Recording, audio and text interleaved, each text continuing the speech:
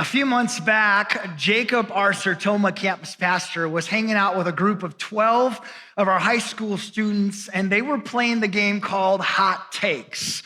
You know, where a person says a spicy, controversial opinion to another group of people. If you don't know, an example of a hot take is this. Country music is so bad, it's un-American. Okay? Or in the show Friends, Ross and Rachel should have never gotten back together. Or a hot take in sports, Kirk Cousins is currently a top 5 quarterback, okay? So you say a hot take, and if you agree with the hot take, you raise your hand in agreement. And if you disagree, well, then you don't. And so again, they were hanging out. Jacob was with these students when one of the students said this: "My hot take is that Christmas isn't magical. It's not magical." Now, side note, there are a few people that I know that love Christmas more than Jacob, and so he was heartbroken. But again, the student said, "My hot take is that Christmas isn't magical." Well, in response, as he said this, all other of the 12 students raised their hands in agreement. I'll say it for us, that's kind of sad, isn't it? It's kind of sad, and yet it's also so honest. And I'm guessing for so many of us, the same is true for us. Right now, there are so many stores and commercials and Facebook ads that are telling us that Christmas is awesome, that it's the most wonderful time of the year, and you should be smiling. Why aren't you happy? You need to be happy. I mean, Christmas is magical, right? All the while, we have broken relationships with family members, and we're trying to figure out how we're gonna pay for Christmas presents this year, and there's credit card debt. All the while, it's like, I can't remember the last time that I actually wanted to be with my spouse. Like, I can't remember the last time that I actually loved them. And then there's this job that I have that's just a job, and overall, I just feel stuck in life. Like, as a result of all of that and more, just to be honest, Christmas has lost its magic. It's lost its awe and its wonder. And so Jacob, he told me this story, and this story, it really became the motivation behind this series. I mean, whether we're in high school or college, whether we're single or empty nesters, or we're married with 4 kids like I am, how do we bring back the wonder into Christmas? Well, this right here, it is the heartbeat of this series. You see, throughout the next few weeks, we're going to attempt to give the recipe on how to have a wonder-filled Christmas. Now, according to a guy named Matthew, we're told that Jesus is born. Jesus, the one who is fully God and fully man, he is born to this girl named Mary. And then right after that, we are told this. After Jesus was born in Bethlehem in Judea, during the time of King Herod, Magi from the east came to Jerusalem. Now, a spoiler alert on these Magi, maybe you've heard them called the 3 wise men. It most likely was not 3 of them. Instead, it was most likely an entourage of people that came, like over 100 Magi, and they didn't show up in the delivery room as Jesus was coming out of Mary. Instead, it most likely they didn't show up till several months, possibly even up to 2 years later. And so these Magi, these wise men, they followed this star and ended up leading them to this little town called Bethlehem. And here is what happens next. When they, the Magi, saw the star, they were overjoyed. On coming to the house, they saw the child with his mother Mary, and they bowed down and worshiped him. Then they opened their treasures and presented him with gifts of gold and frankincense and myrrh. Again, these wise men, they followed the star, and it led them to Jesus. And as they approached Jesus, we're told that they were overjoyed and they bowed down. Like they were filled with awe and wonder. They fell on the ground before him. They got on their knees, and in response to seeing Jesus, they laid down these expensive gifts of gold and frankincense and myrrh. Seriously, in the ancient world, gold and frankincense and myrrh were some of the most expensive materials that a person could have.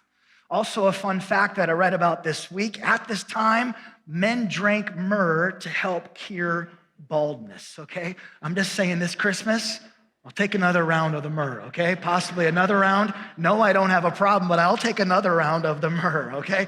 Don't miss this, though. In response to finding and seeing Jesus, these wise men, they bowed down and they worshiped Jesus. They were filled and they were overflowing with joy and wonder and awe. And in response, what did they do? They gave. In response, they gave these extravagant gifts. Like in response to their joy, they were generous. Listen to this. These wise men, their joy made them generous, and their generosity filled them with joy. Again, these wise men, these magi that showed up, their joy made them generous, and their generosity filled them with joy. This week I had this thought, maybe, just maybe, one of the reasons that we don't have much wonder in Christmas is simply because we're not being generous. Could it be that? Again, in this series, we're talking about how to have a wonder-filled Christmas, right? Well, today I want to suggest that the first critical step to that, to having that, is being generous. Being generous. And so today, for the rest of our time, I want to talk about the recipe on how to be more generous this Christmas. Like, what are some of the specific things that each of us can do? Some of the specific things that each of us can add into our lives so that just like the wise men, our Christmas, it can be wonder-filled. Friends, my hope as always, and my greatest hope with this series is that we wouldn't just learn about things like being generous, but instead I pray that we would actually become more generous. Just to say it, some of us Christians, we'd rather learn the Greek word for generosity. We'd rather be able to quote a Bible verse about generosity than to actually be generous. That's not the goal, though. The goal is to be and become more like Jesus.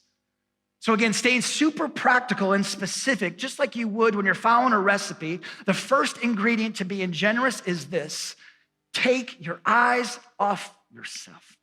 Again, when it comes to being generous, the first ingredient that you need to do, take your eyes off yourself. In our story, I look at the wise men, and their whole focus is completely off of themselves, and it's all on Jesus, right? Like, they're not focused on themselves at all. Instead, they see the star, it leads them to Jesus. When they get to Jesus, they bow down and they worshiped him, and then what did they do? They opened up their treasures, and they presented Jesus with these extravagant gifts. The whole story was not about them. Instead, it was all about him. It was all about him. Once again, the first ingredient, take your eyes off yourself. Now, this sounds too simple, right? It almost feels too simple. But if you're anything like me, anytime that I think about being generous, one of the things that immediately gets in the way is what? Is me. Me. I get in the way of being generous. I mean, I love to do that, but I just don't have the time. And I'd love to help that person, but I just don't have the money. And this person over here clearly needs help. Like, someone needs to help them. Someone needs to bless them. Where is the church? I mean, why is the church not being the church? But I'm just too busy right now. Just to acknowledge it. What do all these things have in common? They're all about me. About my needs, my situation, my schedule, my time, my money, my life. Seriously, the biggest hurdle to being generous is you. It's me. It's us. But once again, looking at these wise men, what's a critical ingredient to being generous? Take your eyes off yourself. Getting super practical. How do we do this each day? Start the day by intentionally asking Jesus to give you his perspective. Just tell him, Jesus, I need your help, because naturally all my attention and focus is all about me, myself, and I. Would you help me today to keep my eyes focused on you and on the people around me? And each day just begin intentionally look for the needs of the people around you. Friends, your own family, neighbors, coworkers, complete strangers. Look for ways to bless them. Look for ways to encourage them instead of looking to be encouraged. Look for ways to serve them instead of looking to be served. Like, even for a day, don't share any of your own personal preferences or what you want. Go with what someone else wants. And just for a day, I challenge you, just for a day, don't share any of your problems, even with your spouse or your best friend or your coworkers. Instead, just listen and pray for theirs. just to confess it, friends, I feel like the last month or so, I've spent a lot of my time and my energy focused on me. Honestly, this is about as candid as it gets. I've been stressed about bills and how are we going to pay them, and I want to have a greater impact with my life, and so I'm focused on me. And just to speak it out loud, the last month or so, I've been the opposite of a generous person. The opposite. Instead, internally, and maybe you can connect, maybe you can't, maybe I'm the only self-centered person. All month long, I've been saying to myself, this is my time, this is my money, this is what I want to do. Someone's got to watch out for me. I mean, if I don't watch out for me, who's going to watch out for me? And this week, as I've been working on this message, what has God been saying to me? Take your eyes off yourself. Take your eyes off yourself. Okay, so that's the first ingredient to being generous. I want to go back to these verses. We read them earlier, but I want to read them again. After Jesus was born in Bethlehem in Judea, during the time of King Herod, Magi from the east came to Jerusalem. Again, these Magi from the east, they came to Jerusalem. Just speaking for myself, as a little kid, I always envisioned that these wise men maybe walked like a couple of miles, like maybe 5 or 10 miles on the long end. The truth is, though, some scholars believe that they actually traveled over 600 miles. Others believe that they actually traveled over 1,000 miles. To be clear, at this time, this would have been a long, hard, exhausting journey just to see Jesus, a long, physically exhausting journey just to present these extravagant gifts to Jesus. And so looking at these wise men, another key ingredient that we need to add into our lives is find a new muscle. This may not make sense at first, but when it comes to generosity, one of the things that we have to add into this recipe is this: find a new muscle. So this is kind of random, but every Tuesday morning from 9 a.m. to 10, we have our all-staff meeting as a church staff. And in these meetings, some weeks we'll learn about leadership, and we'll have someone from the community come and share about leadership with us. Other times we'll learn about God. It was so cool. A month or so ago, we had a panel of people come in, and we learned all about the different resources that are available locally for people battling an addiction of some kind. It was powerful. Well, this past Tuesday was very different than that. This past Tuesday for our all-staff meeting, we went to a hot fitness studio here in town called Be Well. And at this hot fitness place, I'm going to read my notes because I have no idea what I'm saying here. We did a hot, be strong workout as a team. Friends, I don't know if you can tell where you're seating right now at all campuses and network churches. I don't know if you can see this, but my body is not made for hot fitness of any kind, okay?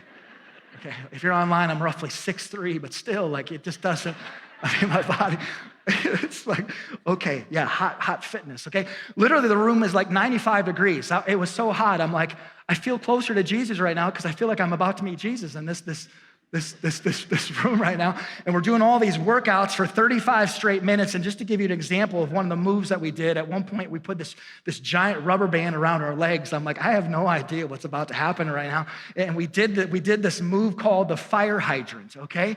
And if you know, you know. If you do hot fitness or you have a golden retriever, you know what that's all about. Well, the next day someone asked me, they said, Adam, are you sore? And I just said back, my whole body.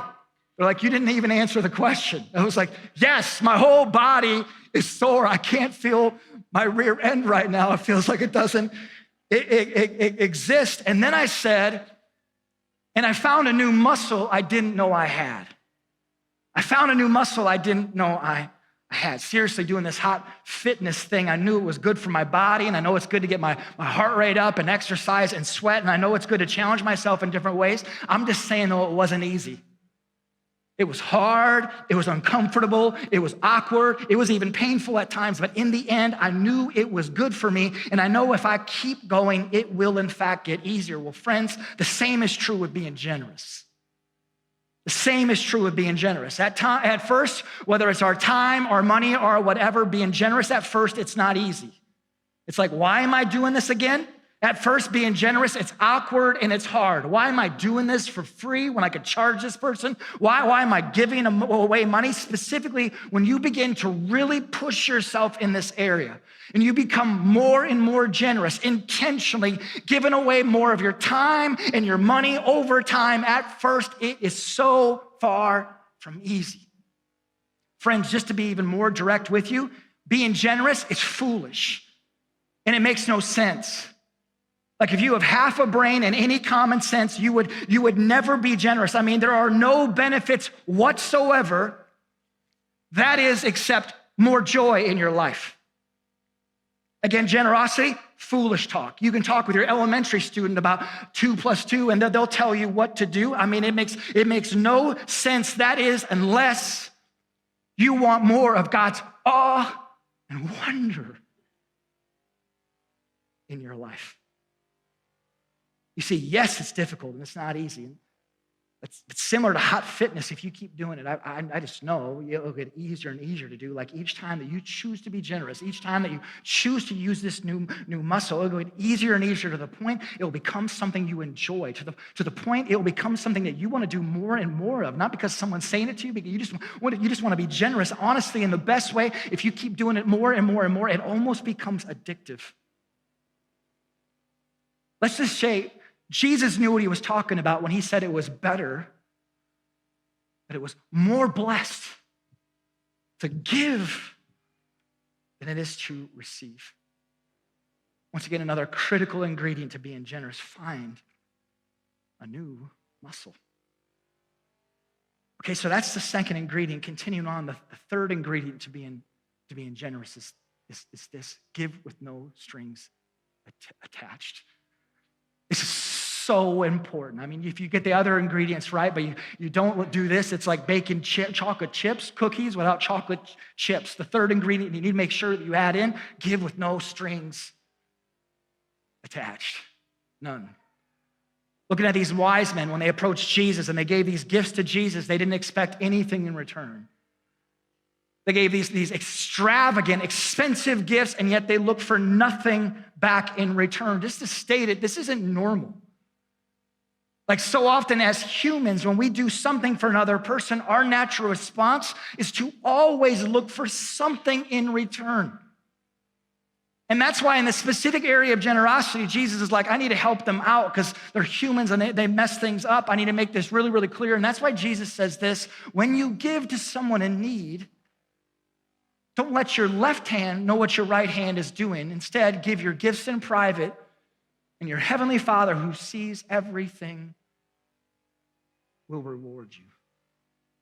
Jesus saying, when you give, don't even let yourself know about it, because when you let yourself know about it, all of a sudden your right hand starts getting really, really prideful, and they start like looking down at other people. Don't even let your left hand know what your right hand is doing. Instead, when you give only for an audience of one.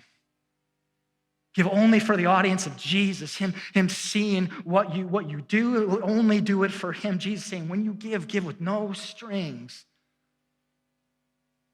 attached. Several years back, I found out there was a person in town who needed help moving. They were moving from one place in town to another place in town. In a very, very, very poor moment of judgment, I said that I would help this person move. It's like, oh my gosh. What am I doing? And so I said, yeah, I'd love to help you. And so I decided to help move, and I showed up, and I was expecting like a small like militia, like an army of people there to help move, and there was only 2 other people, and it's like, okay, that's not what I was expecting. And let's just say there was a whole lot more stuff than I expected, than I was told what would be there. And so that day we worked our butts off, and we still ended up working hours. Well, when we got done, as we were standing there kind of saying our goodbyes, all the person said, this person that we had just helped for hours, all they said back to us was, okay, I guess that's it. I guess that's it. I think we're done. Maybe I'll see you guys later. And they turned and they went into their new place and they closed the door. Now, I'd love to say that in that moment, I was close to Jesus. I'd like to say, like in that moment, I was like, no worries. As I always like to say, feel free to steal this quote, put it on Twitter if you want. It's better to give than it is to receive. I actually came off that myself. I'm willing to give my life for yours. I'm kind of like Jesus. Again, I wish I could say that, but if I'm being 100% honest in the moment, it bothered me. It bothered me. Like, I wasn't expecting a party, but seriously, like, no, thank you at all. Like, nothing. Like, that's awesome, gold star, like, nothing. Well, after an hour or so, a couple hours later, it began to bother me more and more and more and more and more. You see, here's the truth. That day, I wasn't being generous at all.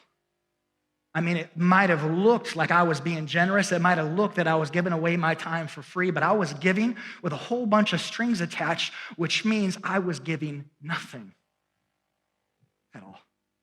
No strings attached. Let me say it this way. When we give our time, our money, or whatever, when we give with strings attached, we actually ruin it. For who? Well, sometimes the other person. They can tell that we're doing this and there's strings all over the place. Ever seen that? You're like, I feel like there's a string attached now to every part of my body. Sometimes we ruin it for the person that we're giving to, but hear this, when we give and there's strings attached of any kind, we ruin it 100% of the time for ourselves. If we're giving looking to be noticed, we're giving looking to be praised, we're giving expecting something in return, it steals all the fun and the joy completely out of it. Hear this, friends, in light of these words that we just looked at from Jesus, I always tell people, if you do something generous and you try to get attention for it, make sure you get as much attention as you possibly can, because before God, He won't even mention it. So if you're being generous and your hope is to get attention to it, I'm just going to encourage you as your pastor. I would post about it, your generosity on Facebook. I would send it, include it in your Christmas letter, how generous you are. I would even run Facebook ads just to talk about how much of a generous person you are, because before God, it means nothing. But Adam, did you see the amount? Nothing.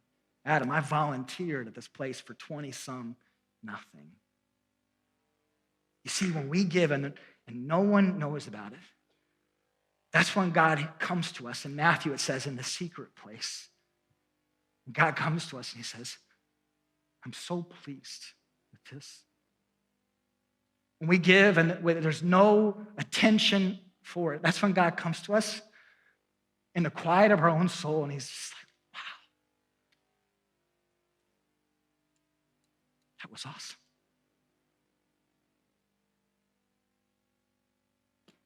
Seriously, if we want to have more wonder and awe this Christmas, be generous with no strings attached.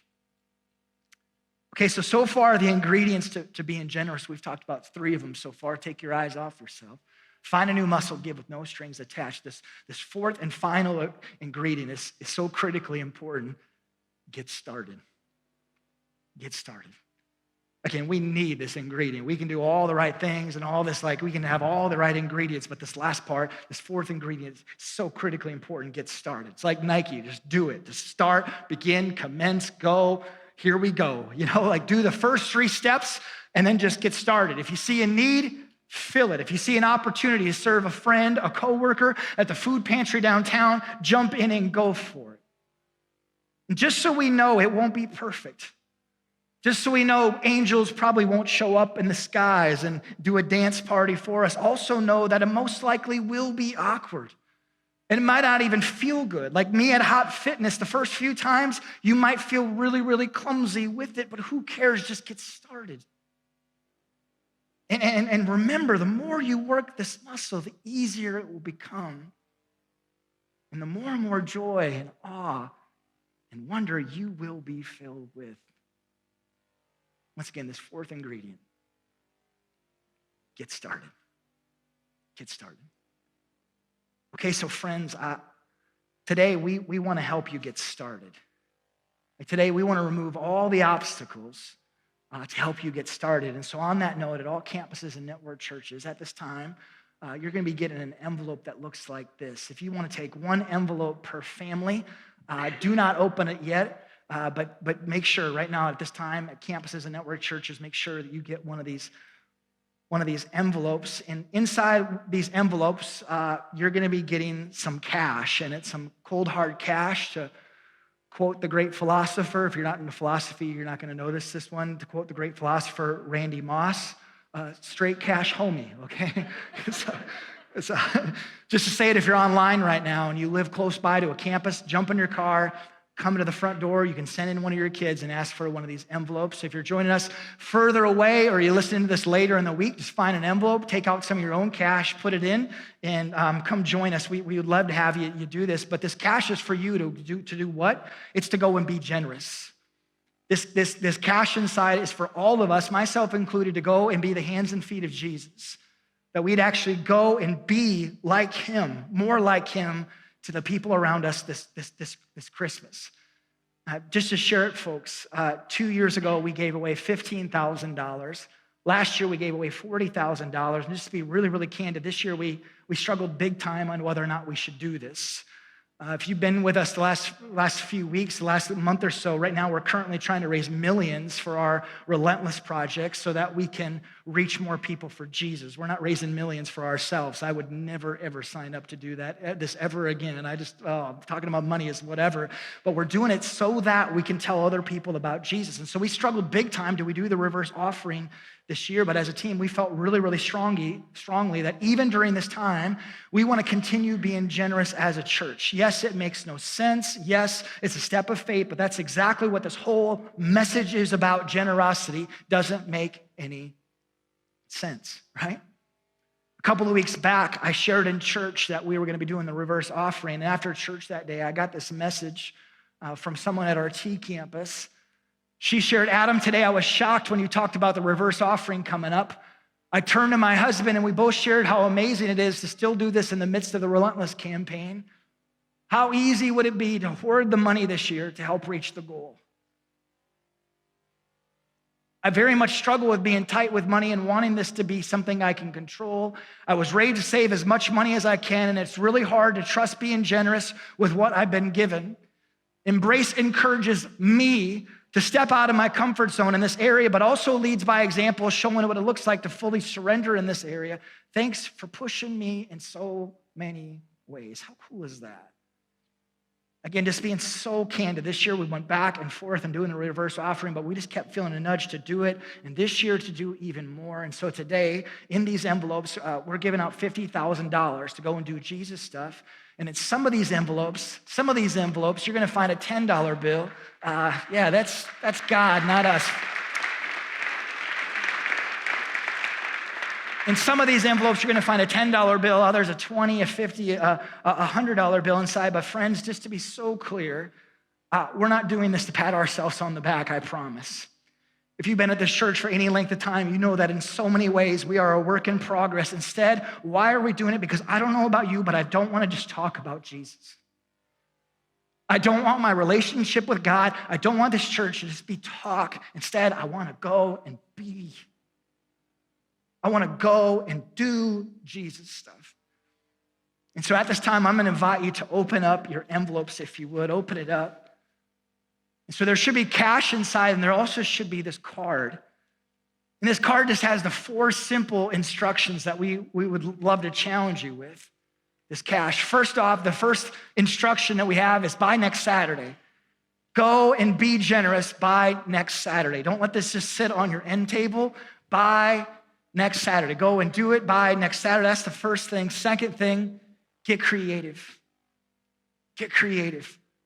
Last year, you guys blew us away. One person last year got $10 in their envelope and they turned it into $500 and they helped a young family pay their rent. Another person used their money to help a mom fighting breast cancer. Last year, a few college students put their money together and they bought $500 worth of Christmas presents for kids that are victims of domestic abuse. Another person bought nice work boots for a young man who needed work boots for work but couldn't afford them. Awesome stuff. Again, get creative. To be clear, don't just hand the money to somebody. Don't just anonymously give a gift card, but be intentional with it. Regardless of how much you have, do some dreaming, pray about it, talk about it with you as a family. What a great way to get your kids involved in what generosity looks like, and tell the person why you saw or thought or noticed them. Third thing, and this third thing is not required, okay? It's not required. If possible, double it. Again, not required. If you got a 10 and you're able to, make it a 20. If you got a 50, add 50 to it. If you got 100, try and add 100 to it. Last year, one person in a group of friends took a $20 bill and they multiplied it to $5,000. How awesome is that? Last thing, if you're willing, tell us about it. Tell us about it. To be clear, this is not a left hand telling your right hand what's taking place. That's not the heartbeat at all. Instead, we just want to celebrate what God does. Internally as a church, we just want to celebrate what all takes place. I pray it would inspire us to get creative, to be even more outside of our comfort zone. And so no matter how big or small what you do, if you're willing, again, there's no pressure on this, go to IamEmbrace.com/give-a-gift and just let us know. Friends, that's the 4 instructions. My challenge for all of us, let's go for it. Let's go for it. I pray that over this next 7 days, longer than that, of course, but over the next 7 days, this church called Embrace. By the way, this church called Embrace is not a time, it's not a location, it's not a building. Thank God, instead it's people. And I pray Embrace would just be known, not for what it knows, but instead for the church it is, for the people we are, for the people that we're becoming more and more like Jesus. And so I pray God would fill you with generosity. I pray God would fill you with creativity. I pray that this week, big and small, even away from this envelope, I pray God would begin to highlight needs in your life. Why? So you can take your eyes off yourself. Why? So you can have more wonder. Why? So you can have more awe and joy in your life. That's my hope and prayer. Let's pray.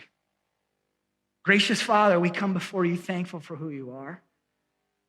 Lord, today specifically, for whatever reason, I'm feeling so inadequate to be used by you. And yet I'm so thankful that for whatever reason, you choose to involve us in your plan of being the light of the world. You choose us. You choose this church. And so, God, I pray that you would fill us with awe and wonder. No matter how broken our lives are right now, no matter how much things we're struggling with, would you fill us with more and more of who you are? This week, God, would you give us eyes to see people, to really see people? Would you take our eyes off ourselves and onto you and onto the people around us? And God, would you just fill us with creativity? Would you just challenge us to think bigger than ourselves, bigger than what we can do, bigger than what's inside these envelopes? Lord, would you just use us to be your hands, to be your feet? Lord, we love you. We thank you for all that you do. All God's people said, amen. Amen. Thank you, Jesus. Hey everyone, it's Adam from Embrace. If you enjoyed today's message, make sure to subscribe to Embrace's YouTube channel to stay updated. You can also click here to check out other videos. Thanks for watching.